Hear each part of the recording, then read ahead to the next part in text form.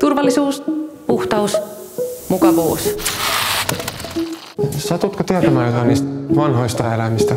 Siis minkälaisia ne nyt silloin joskus oli? Ketä kiinnostaa? Meidän asiakkaat haluaa jotain uutta. Eli tulit tuolta ja näit tässä jotain liikettä.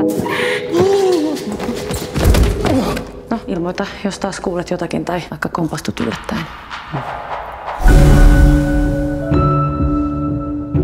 Mitä sä oikein puuhailet? Tutki vaan eläimiä ja semmosia. Älä. Mahdollisesti pienten hampaiden aiheuttama purentajälki.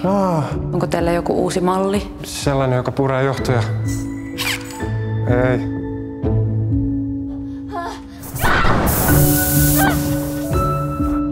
Kuka se on? Kuka?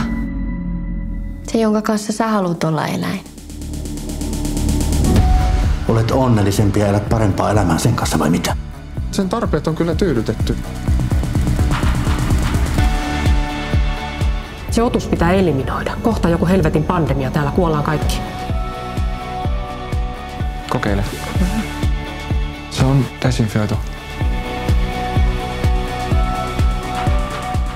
Meidät voi ottaa pois luonnosta, mutta luontoa ei voi ottaa pois meistä.